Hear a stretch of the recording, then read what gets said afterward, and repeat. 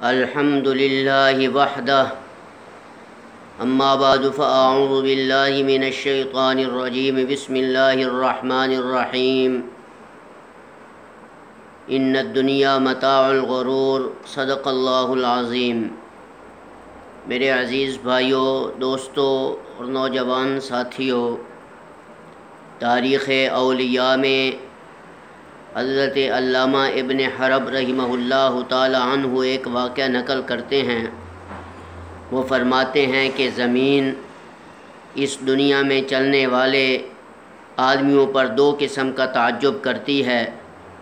پہلا اس آدمی پر زمین تعجب کرتی ہے جو اپنے سونے کے لیے روزانہ نرم بستر بچھاتا ہے اور عمدہ سے عمدہ لباس پہنتا ہے۔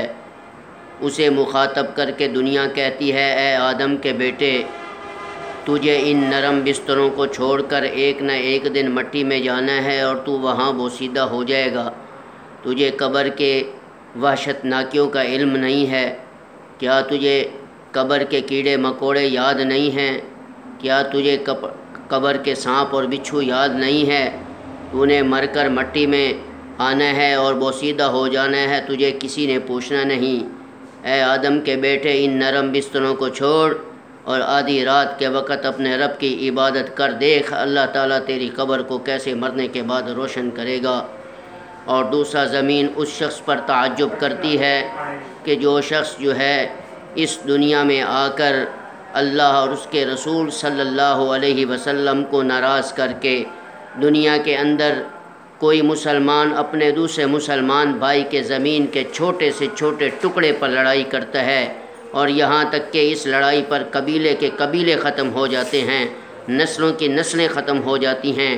زمین ایسے چھوٹے زمین پر لڑنے والے لوگوں کو مخاطب کر کے کہہ رہی ہے، اے آدم کے بیٹے، کیا تو اس زمین کے پہلے مالکوں کو نہیں دیکھتا کہ وہ اس زمین کو چھوڑ کر قبروں میں جا چکے ہیں اور اب وہ اس زمین کے مالک نہیں ہیں؟ ایک نہ ایک دن تو نے بھی اس زمین کو چھوڑ کر قبر میں جانا ہے، لہٰذا اپنے مسلمان بھائی کا خیال کر۔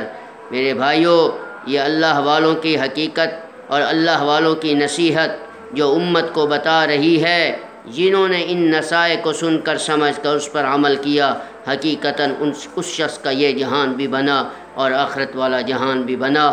میری دعا ہے اللہ رب العزت ہمیں جناب رسول اللہ صلی اللہ علیہ وسلم کی سیرت اور صورت پہ عمل کرنے کی توفیق عطا فرمائے۔ السلام علیکم ورحمۃ اللہ وبرکاتہ۔